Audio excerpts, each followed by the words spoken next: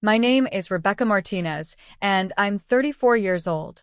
Until 3 weeks ago, I thought the worst thing my mother could do to me was ignore my achievements, but I was wrong. It happened on a Tuesday afternoon in my living room in suburban Denver. My two kids, Emma, 8, and Jake, 6, were showing their grandmother the art projects they'd made at school. Emma had painted a beautiful landscape with mountains that reminded me of the Rockies we could see from our kitchen window, while Jake had crafted a clay dinosaur he was particularly proud of. They were both beaming, waiting for their grandmother's approval, when my mother looked directly at me and said, "It's a shame they got their mother's worthless genes. Hopefully they'll amount to more than she ever did." The silence that followed felt like a physical weight pressing down on the room. Emma's smile faltered, and Jake looked confused, glancing between his grandmother and me.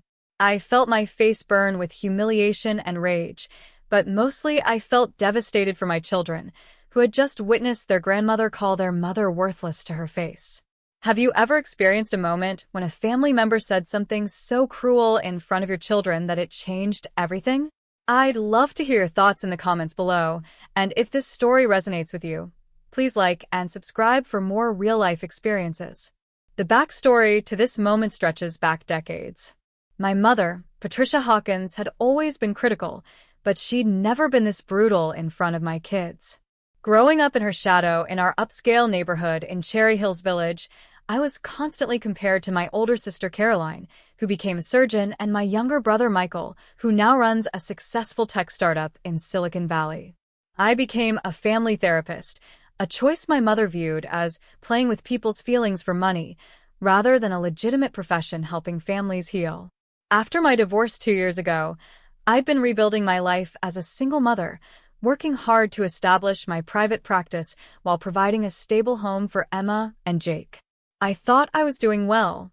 My practice was growing, I'd bought a modest but comfortable house in Highlands Ranch, and my kids were thriving in school.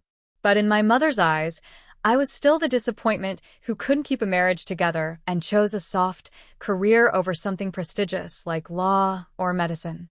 The day of the incident, she'd come over ostensibly to spend time with her grandchildren, but I now realized she'd been building up to this confrontation. Earlier that week, I declined to loan her $5,000 for what she called temporary cash flow issues. My mother lived in the same expensive house I'd grown up in, drove a luxury car, and maintained appearances of wealth, but I'd suspected for months that she was struggling financially. When I told her I couldn't afford to lend her the money, I was still paying off my divorce attorney and establishing my practice. She'd been coldly furious. "You're just like your father," she'd said over the phone. "Selfish and small-minded." My father had died when I was 16, and she'd never remarried, always claiming she was too independent and successful to need anyone. But the truth was becoming clearer. She'd been living beyond her means for years, and now she was facing the consequences. As I watched my children's faces that Tuesday afternoon, I realized this wasn't just about money or her disappointment in my life choices. This was about power and control, and she'd just crossed a line I never imagined she would cross by involving my innocent children in her cruelty. After she left that day, I sat with Emma and Jake on our couch, trying to explain what had happened without damaging their relationship with their grandmother or making them feel responsible for adult problems. Emma, wise beyond her 8 years, looked at me with those serious brown eyes she'd inherited from her father and said, "Mom, why would Grandma say you're worthless? You help people feel better every day." Jake, still processing what he'd witnessed, crawled into my lap and asked, "Does this mean Grandma doesn't love us anymore?" The question broke my heart because I realized that my mother's words hadn't just hurt me, they'd shaken my children's sense of security and family stability. That night, after putting the kids to bed, I called my sister Caroline in Boston. Despite our complicated relationship and the favoritism our mother had always shown her, Caroline was horrified when I told her what had happened. "Rebecca, that's unconscionable," she said, her voice tight with anger. "I don't care how stressed she is about money. There's no excuse for saying that in front of Emma and Jake." It was then that Caroline revealed something that changed my entire perspective on our family dynamics. She called me 2 weeks ago asking for $15,000, Caroline admitted. She said she was behind on her mortgage and needed help immediately. When I asked her why she hadn't sold some of her jewelry or downsized the house, she became furious and said I was being heartless. I told her I'd help her create a budget and find solutions, but I wasn't going to enable her spending habits anymore. The pieces started falling into place. Our mother wasn't just facing temporary financial difficulties. She was in serious trouble. The house she'd insisted on keeping after Dad died, the expensive clothes, the luxury car, the country club membership she claimed was essential for maintaining her social status. It had all been built on credit and appearances. Now, at 72, she was discovering that her children weren't going to bankroll her lifestyle anymore. But understanding her desperation didn't excuse what she'd done to my children. That Tuesday afternoon had been a deliberate attack designed to hurt me where she knew I was most vulnerable, my role as a mother and my children's perception of me. She'd weaponized my kids' love and trust, and I knew I couldn't let that stand. The next morning, I made a decision that would change everything between us. I blocked her phone number, blocked her on social media, and sent her a certified letter explaining that she was no longer welcome in our home until she apologized to Emma and Jake and sought help for whatever was driving her to lash out at her own family. I told my children that sometimes adults make very hurtful choices when they're scared or angry, and that we needed to take a break from seeing Grandma until she was ready to treat all of us with respect. The silence lasted exactly 12 days. Then my phone started ringing from numbers I didn't recognize, friends of hers, distant relatives, even my old high school guidance counselor, all calling to tell me I was being too harsh and that family should forgive family. My mother had launched a campaign to paint herself as the victim of an ungrateful daughter who was keeping her grandchildren away from her. The calls became so frequent that I had to change my work voicemail message to clarify that I was still available for my clients, but would not be discussing personal family matters with anyone. My practice suffered during those 2 weeks as I struggled to maintain professional boundaries while dealing with the emotional fallout at home. Emma started having nightmares about family members disappearing, and Jake began asking repeatedly if I was going to send him away when he misbehaved. It was during this chaotic period that I discovered the central object that would change everything, a manila envelope that had been delivered to my office by mistake. The envelope was addressed to Patricia Hawkins, care of Hawkins Family Trust, but had been delivered to my practice because I still used my maiden name professionally. When I called the law office that had sent it to arrange for proper delivery, the attorney, David Chun, paused when I gave him my full name. Rebecca Martinez, formerly Hawkins, he asked. Are you related to Patricia Hawkins and the late Robert Hawkins? When I confirmed that Patricia was my mother and Robert had been my father, David asked if I could come in to discuss something confidential that affected my family. My father had been dead for 18 years, and I couldn't imagine what legal matter could possibly involve him now, but something in David's tone made me agree to meet with him the next day. David's office was in downtown Denver, in one of those glass towers that made me feel underdressed despite my best professional attire. He was younger than I'd expected, probably in his early 40s, with a kind of careful demeanor that suggested he dealt with sensitive family matters regularly. After verifying my identity with my driver's license and asking me to sign several confidentiality agreements, he opened a thick file that bore my father's name. Your father established a trust fund for you and your siblings 18 years ago, shortly before his death, David began.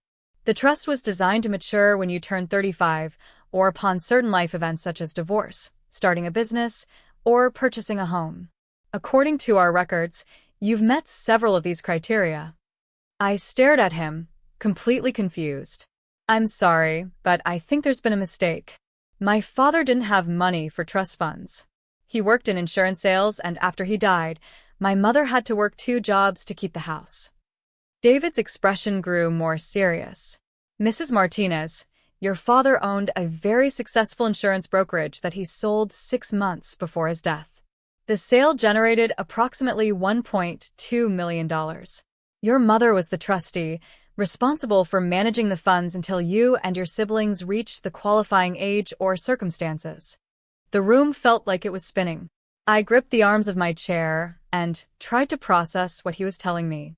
Are you saying my mother has been sitting on over $1 million for 18 years while telling us we couldn't afford college without scholarships and loans? David nodded grimly and opened another folder. The trust was divided equally among the three children, $400,000 each. Your brother Michael's portion was distributed 2 years ago when he started his tech company. Your sister Caroline received hers last year when she purchased her house in Boston.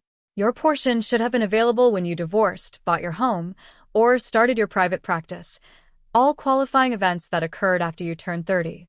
My hands were shaking as I tried to absorb this information. So, where is my money? That's the problem, David said, his voice gentle but firm. According to the bank records, your mother withdrew your entire portion over the past 3 years, claiming it was for family emergencies and temporary loans that would be repaid before you needed the funds. She's been using your inheritance to maintain her lifestyle. The magnitude of her betrayal hit me like a physical blow. While I'd been struggling as a single mother, working 60-hour weeks to build my practice and provide for my children, she'd been spending my inheritance, money my father had specifically set aside for my future. When I'd asked her for help during my divorce, she told me she couldn't afford to assist me. When I'd mentioned how hard it was to buy a house as a single mother, she'd suggested I marry someone more financially stable instead of offering to help with a down payment that was rightfully mine anyway. There's more, David continued, pulling out a letter with my father's familiar handwriting. Your father left specific instructions that you were to receive this letter when you accessed your trust fund. He handed me an envelope marked for Rebecca, my gentle heart. With trembling fingers, I opened the letter that my father had written 18 years ago, knowing he was dying. His words, in the blue ink I remembered from birthday cards and homework help, brought tears to my eyes. My dearest Rebecca, if you're reading this, it means you've reached a point in your life where you need the security I tried to provide for you. You were always the most empathetic of my children, the one who felt others' pain as your own. I know you'll choose a path that helps people, probably at the expense of your own financial security. This money is my way of ensuring that your kind heart doesn't leave you vulnerable. Your mother doesn't understand your gentle nature. She sees it as weakness. But I know it's your greatest strength. Use this gift to build the life you deserve, and don't let anyone make you feel guilty for putting your family's needs first. You are worthy of every good thing, my darling girl. Love always, Dad. I was crying so hard that David handed me a box of tissues and waited patiently while I composed myself. My father, even in death, had understood me better than my living mother ever had. He'd known I would choose helping others over making money, and he tried to protect me from exactly the kind of financial vulnerability I'd been experiencing. What are my legal options? I asked finally. David's expression was serious.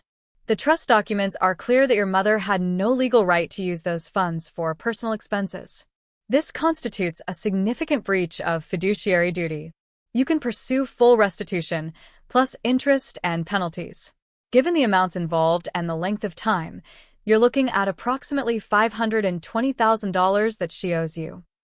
The drive home from David's office felt surreal, like I was moving through someone else's life. I kept thinking about all the times I'd felt guilty for not being able to give Emma and Jake the extras that other kids had. The expensive summer camps, the latest gaming systems, the family vacations I'd promised we'd take when things got better financially. All while my mother sat on over $500,000 that was rightfully mine, money my father had specifically left to ensure his grandchildren would be provided for. That evening, after the kids were in bed, I called Caroline and told her everything. The silence on her end of the phone stretched so long I thought the call had dropped. "Rebecca," she finally said, her voice tight with controlled anger. "I had no idea. When I got my portion last year, she told me you and Michael weren't ready for the responsibility yet. She said you were too unstable after your divorce, and that Michael was too impulsive with his startup dreams. And you believed her?" I couldn't keep the hurt out of my voice. "I wanted to call you both, but she convinced me it would cause family drama if you knew about the money before you were emotionally ready. She said Dad had specifically requested that she use her judgment about timing." Caroline paused. "God, Rebecca, I'm so sorry. I should have insisted on talking to you directly. The next morning, I made the decision that would escalate everything into open warfare. I called my mother from a number she hadn't blocked yet, my office line, and confronted her directly. I know about the trust fund, Mom. I know about Dad's money, and I know you've been stealing from me for 3 years. The silence on her end was different from Caroline's shocked pause. This was the silence of someone who'd been caught and was calculating their next move. Stealing is a very ugly word, Rebecca, she finally said, her voice cold and controlled. I've been managing family resources during difficult times. That money kept this family afloat when your brother needed startup capital and your sister needed her down payment. I was protecting the family assets. By lying to me for 18 years? By watching me struggle as a single mother while you spent my inheritance on country club dues and designer purses. You have no idea what it takes to maintain a family's reputation and stability, she snapped, her mask finally slipping. Someone has to make the hard decisions about resource allocation. Your father left me in charge because he knew I had the strength to do what needed to be done. Dad left you in charge as a trustee, not as the owner of our money. There's a legal difference, and you crossed that line. That's when her voice turned vicious in a way I'd never heard before, not even during the incident with the kids. You ungrateful little bitch. After everything I've sacrificed for this family, after raising 3 children alone, after maintaining the home your father wanted you kids to inherit, this is how you repay me? By threatening me with lawyers. I'd been recording the call on David's advice, and her admission of taking the money, combined with her verbal abuse, would become crucial evidence later. But in that moment, I was just a daughter realizing that the woman who raised me was capable of cruelty I'd never imagined. I want my money back, all of it, within 30 days. If you don't arrange for full restitution, I'll file a lawsuit for breach of fiduciary duty and theft. Her laugh was bitter and sharp. You want to go to war with me, Rebecca? You have no idea what I'm capable of when someone threatens everything I've worked to build. She hung up, but within hours, her retaliation began. First, she called my ex-husband Tom and told him I was planning to sue my own mother for money, painting me as a greedy daughter who is abandoning family values. Tom, who had always been charmed by my mother's superficial warmth during our marriage, called me that evening confused and concerned. Rebecca, what's going on? Your mom says you're trying to take her house away from her because of some inheritance dispute. She's really upset, and she's worried about Emma and Jake being in the middle of this. I explained the situation to Tom, who became quiet as he realized the implications. Wait, so you've been struggling financially while she had your money the whole time? And she said that stuff to the kids? His tone shifted from confusion to anger. Jesus, Rebecca, I'm sorry. I had no idea. What can I do to help? But my mother wasn't finished. The next day, she called Emma's school and told them she was concerned about her granddaughter's welfare because I was under severe stress and making erratic decisions that were affecting the children. The school counselor, Mrs. Patterson, called me in for a meeting, clearly uncomfortable with the situation. Ms. Martinez, we've received some concerning calls about Emma's home environment. While we haven't noticed any changes in Emma's behavior or academic performance, we're required to document these reports. Can you help me understand what's happening? Sitting in that elementary school office, explaining to a counselor why my mother was trying to weaponize my children's school against me was one of the most humiliating experiences of my life. Mrs. Patterson was professional and understanding, but I could see the doubt in her eyes. What kind of family dysfunction leads to a grandmother reporting her own daughter to school officials? That weekend, the harassment escalated. My mother drove by my house repeatedly, sometimes stopping to take pictures of my car in the driveway, my yard, even my mailbox. When I saw her parked across the street on Sunday morning while the kids and I were getting ready for soccer practice, I called the police non-emergency line. Officer Martinez, no relation, despite the shared surname, was sympathetic but limited in what he could do. Unless she's threatening you directly or trespassing on your property, this falls into a gray area. We can document the harassment, but you might need to pursue a restraining order through the courts if it continues. The irony wasn't lost on me that I was considering legal action against my mother to protect my children from the same woman who had raised me. But as I watched Emma nervously peek through the living room curtains to see if Grandma's car was still there, I realized that my mother's behavior was traumatizing my children in ways that would require therapy to undo. Monday morning brought the most shocking escalation yet.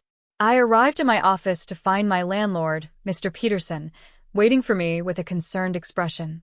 "Rebecca, I got a very disturbing call over the weekend from someone claiming to be your mother. She said you were involved in illegal activities and that she was worried about the reputation of this office building." My hands went cold. "Mr. Peterson, I can explain. She also said you were planning to use the office for activities that weren't covered under your lease agreement and that she felt obligated to warn me as a concerned citizen. Now, I've never had any problems with you, but I have to ask, what's going on?" Standing in my office lobby, explaining to my landlord that my mother was conducting a deliberate campaign to destroy my professional reputation, I felt the full weight of her vindictiveness. Mr. Peterson, a kind man in his 60s who had always been supportive of my practice, looked genuinely concerned, not about my alleged illegal activities, but about the obvious family crisis I was navigating. "Rebecca, I've known you for 3 years. You're one of my most reliable tenants, and I've seen the good work you do with families. But I have to tell you, she was very convincing. She knew specific details about your practice, your clients' general demographics, even your office hours. If I didn't know you personally, I might have been swayed." The realization that my mother had been surveilling my business hit me like a physical blow. She had been gathering information to use against me, studying my routines and professional life to find leverage. This wasn't just about the money anymore. This was systematic warfare designed to destroy everything I'd built. That afternoon, I received an email from my professional liability insurance company requesting clarification about allegations of ethical violations that had been reported by a concerned family member. The email was formal and terrifying, asking me to provide documentation of my current client protocols and license status within 10 business days. I immediately called David Chen, who had become more than just my attorney. He was now my lifeline in navigating this escalating crisis. "She's trying to destroy your livelihood," he said grimly after I read him the insurance company's email. "This is beyond family conflict now. This is harassment with intent to cause economic harm." That evening, I sat Emma and Jake down for the hardest conversation of my parenting life. At 8 and 6, they were too young to understand the full complexity of what was happening, but they needed to know why their grandmother was no longer welcome in our home and why our family situation had become so tense. Sometimes adults make very bad choices when they're scared or angry, I told them, echoing the explanation I'd given before but adding new layers. "Grandma took some money that belonged to our family, money that your grandpa wanted to make sure we had to take care of ourselves. When I asked her to give it back, she became very angry and started trying to hurt our family in other ways." Emma, with that serious expression that made her seem older than her years, asked, "Is Grandma sick in her brain, like some of the people you help at work?" The question broke my heart because it was so perceptive. I think Grandma is making choices that hurt people because she's scared of losing things that make her feel important. But that doesn't make it okay for her to hurt us. Jake, always more direct in his emotions, asked, "Does this mean we can't see Grandma anymore?" "Right now, we need to stay safe from people who want to hurt our family, even if those people are related to us. Someday, if Grandma decides to get help and apologize for the hurtful things she's done, maybe we can see her again. But right now, our job is to take care of each other." The next week brought a new level of escalation that I hadn't anticipated. My mother hired her own attorney, not to negotiate a settlement for the money she owed me, but to file a grandparents' rights petition claiming that I was alienating her from her grandchildren and that she deserved court-ordered visitation. The petition, which David showed me in his office, painted me as an unstable, vindictive daughter who was using my children as weapons in a financial dispute. It claimed that my mother had been a primary caregiver to Emma and Jake, a complete fabrication, that I was mentally unstable following my divorce, and that the children were being emotionally damaged by my decision to cut off contact with their grandmother. Reading that petition felt like being slapped repeatedly. Every sentence was a distortion of our family history, every paragraph a weaponization of my vulnerabilities as a single mother. She had turned my decision to protect my children from her abuse into evidence of my unfitness as a parent. The woman who had called me worthless in front of my kids was now claiming in legal documents that she was protecting them from me. "This is actually good news," David said, seeing my devastated expression. "I know it doesn't feel that way, but grandparents' rights cases are very difficult to win in Colorado, especially when there's documented evidence of the grandparents' harmful behavior toward the children. And by filing this petition, she's opened herself up to discovery, which means we can legally demand all her financial records." But the emotional toll was becoming unbearable. I started having panic attacks in the middle of client sessions, forcing me to refer two families to other therapists because I couldn't maintain the professional boundaries necessary to help them while my own life was falling apart. My income dropped by 30% as I struggled to focus on work while dealing with legal filings, court dates, and the constant stress of wondering what my mother would do next. Emma began having trouble sleeping, often crawling into my bed in the middle of the night asking if the bad people were going to take her away from me. Jake started acting out at school, getting into fights with classmates and having emotional meltdowns when teachers tried to correct his behavior. The school counselor, Mrs. Patterson, called to express concern about both children's well-being. "I can see that Emma and Jake are dealing with significant family stress," she said during our phone call. "While I understand you're protecting them from a harmful situation, they're internalizing a lot of anxiety about family stability. Have you considered family counseling?" The irony of needing therapy while being a therapist wasn't lost on me, but I scheduled appointments with a colleague who specialized in children affected by family conflict. Dr. Sarah Williams was someone I'd known professionally for years, and she agreed to see us as a family to help Emma and Jake process what they were experiencing. During our first session, Emma drew a picture of our house surrounded by a high fence with keep out signs posted everywhere. When Dr. Williams asked her about the drawing, Emma said, "I want to make sure no one can hurt my mom anymore, but I'm scared the fence might keep out good people too." Jake's drawing was simpler but equally telling. 3 stick figures holding hands, him, Emma, and me, standing on one side of a deep chasm, with a 4th figure, labeled Grandma, standing alone on the other side. "She can't cross over because she was mean to us," he explained matter-of-factly. It was during that therapy session that I realized my children were developing their own trauma responses to their grandmother's behavior. They were becoming hypervigilant about protecting me, taking on emotional responsibilities that no child should carry. Emma had started screening my phone calls, telling callers I wasn't available if she didn't recognize the number. Jake had become clingy and anxious whenever I left for work, worried that something bad would happen to me while he was at school. The breaking point came 3 weeks later when my mother showed up at Jake's soccer practice.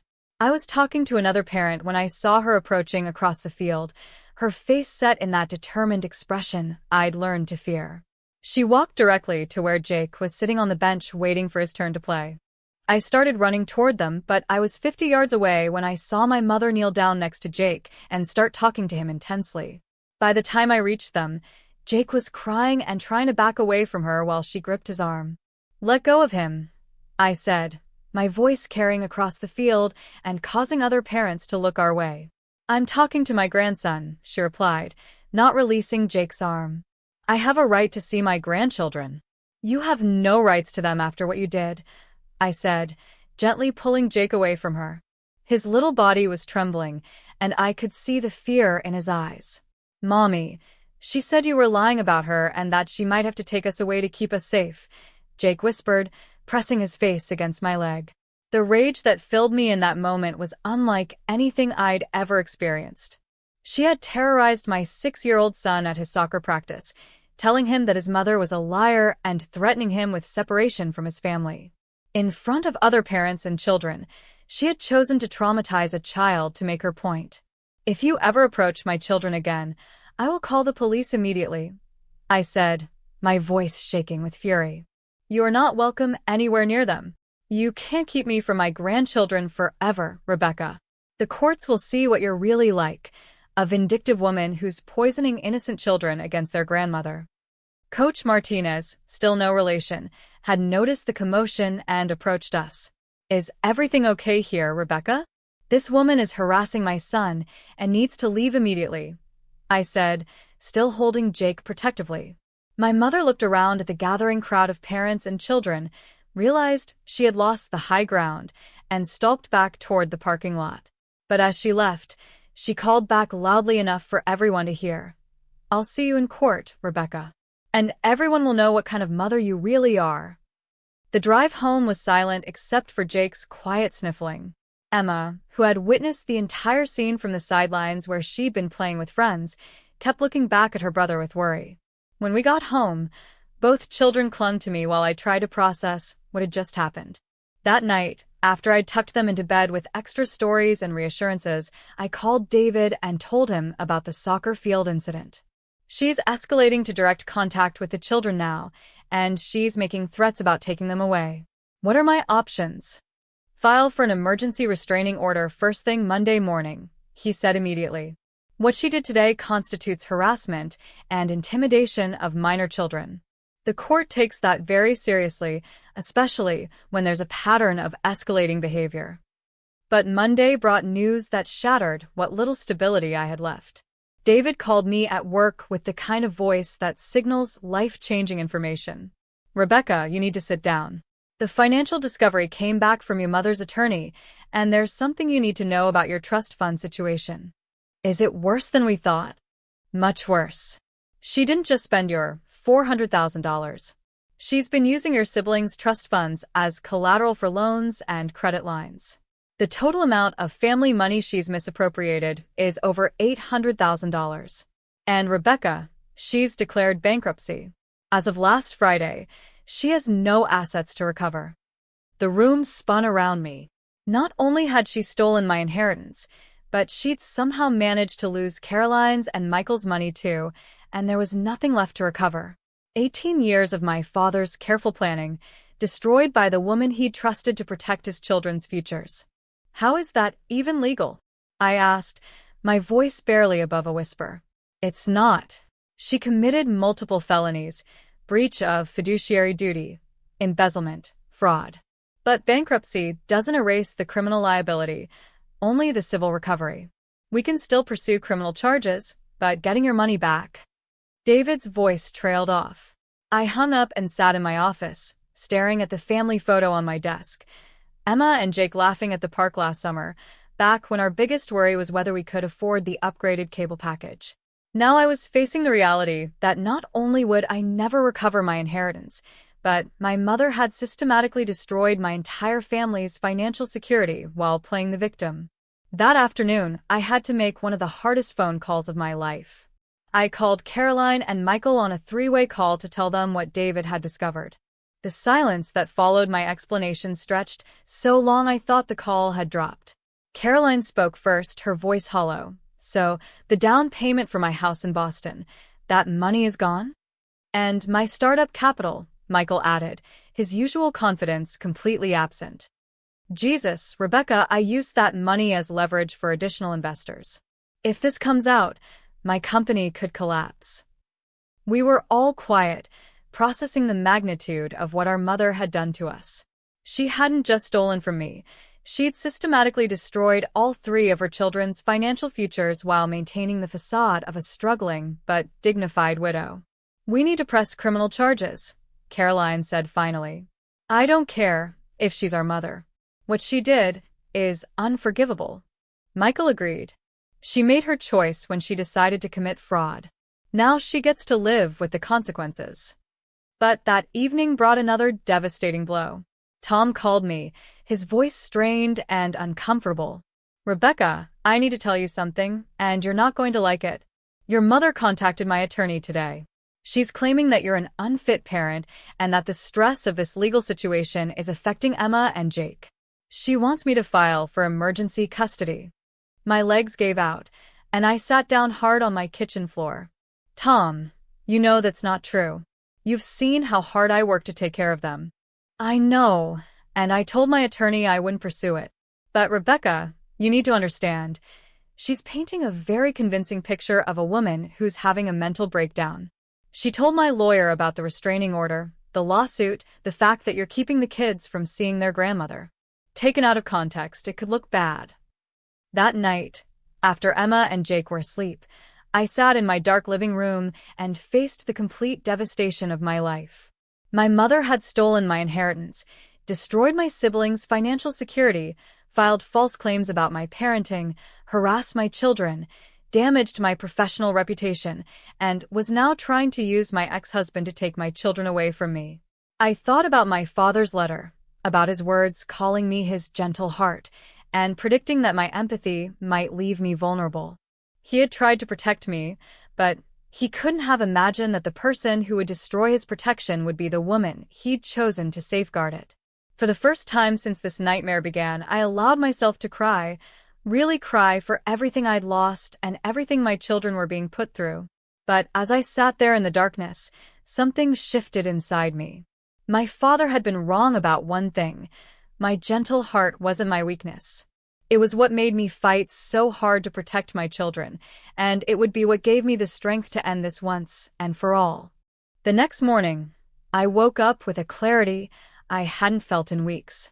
My mother had made a fatal tactical error by involving Tom and threatening my children's custody.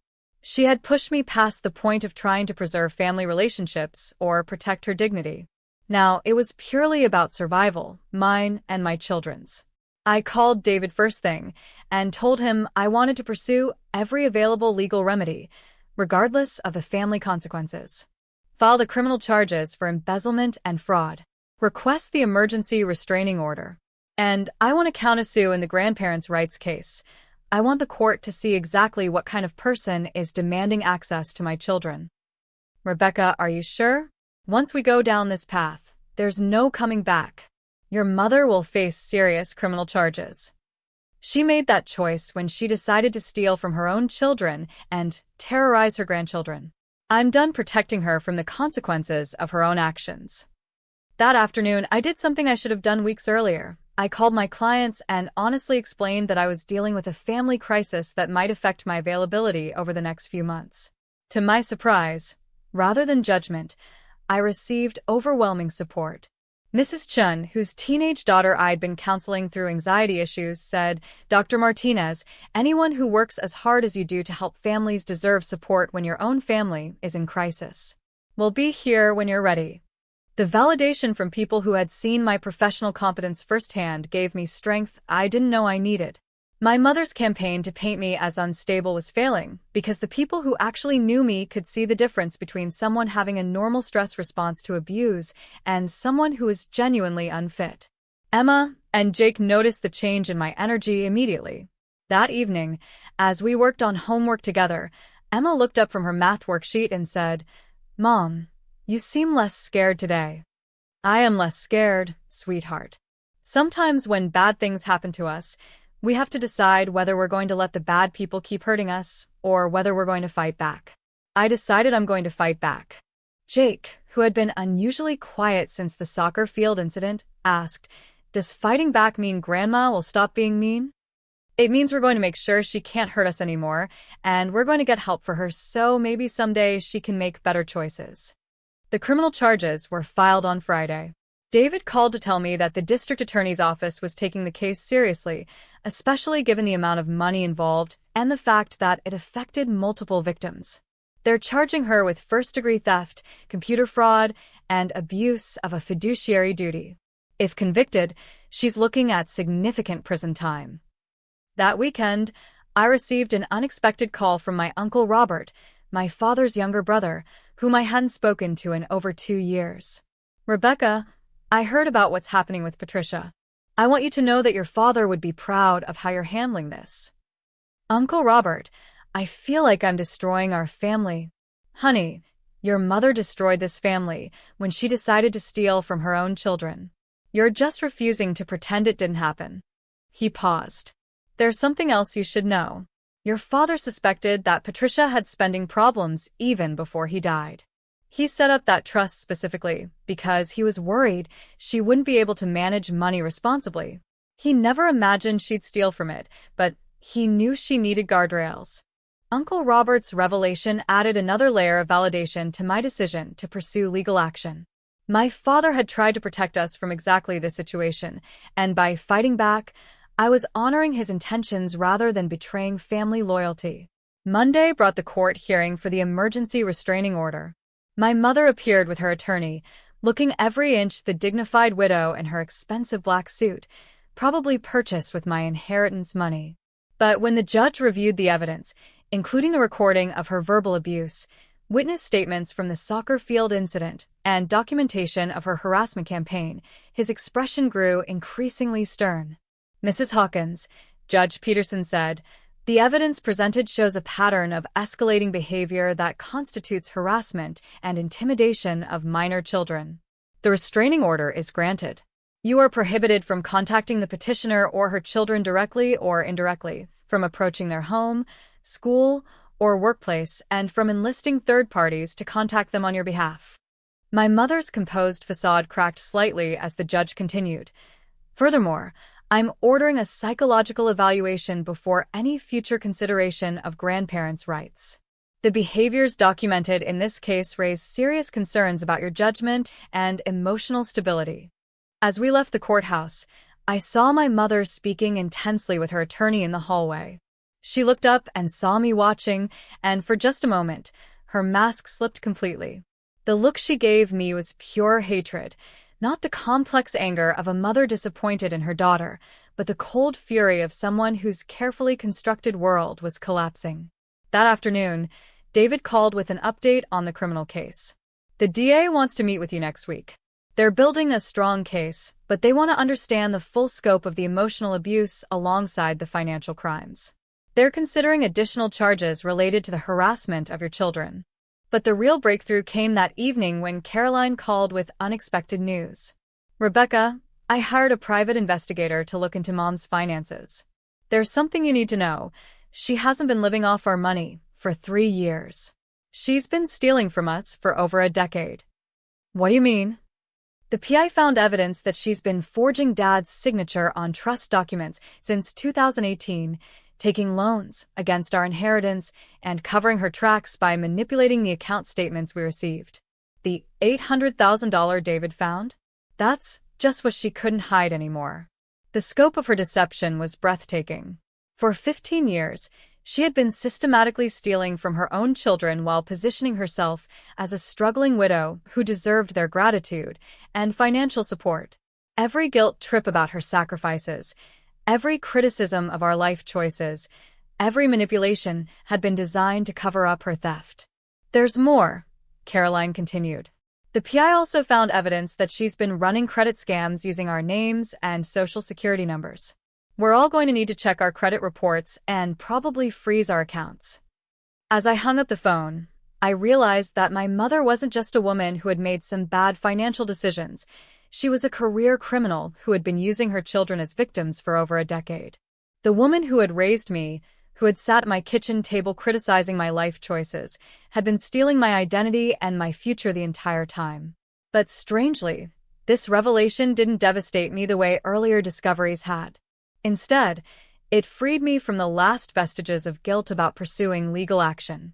This wasn't about a family financial dispute anymore. This was about stopping a predator who happened to share my DNA.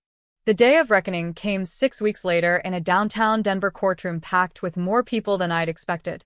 Caroline had flown in from Boston, Michael had driven up from Colorado Springs, and even Uncle Robert was there for moral support.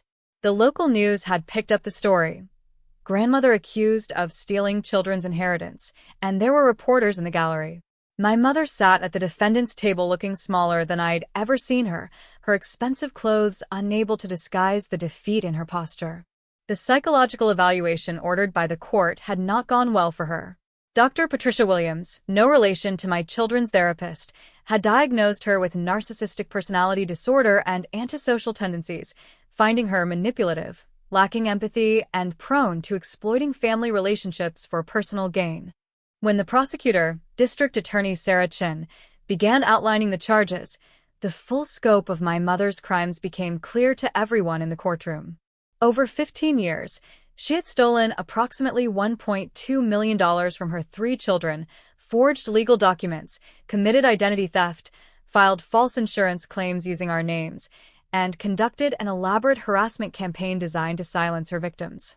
This defendant didn't just steal money. DH told the jury. She stole her children's futures, their sense of security, and their ability to trust family relationships. She weaponized their love for her and their desire to maintain family unity to cover up years of systematic fraud. The prosecution's case was devastating.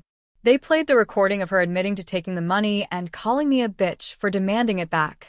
They showed evidence of forged documents, manipulated bank statements, and fraudulent loan applications. They presented testimony from the soccer coach about her harassment of Jake, from my landlord about her attempts to damage my business reputation, and from school officials about her false reports. But the moment that sealed her fate came when DH asked me to read my father's letter aloud to the jury.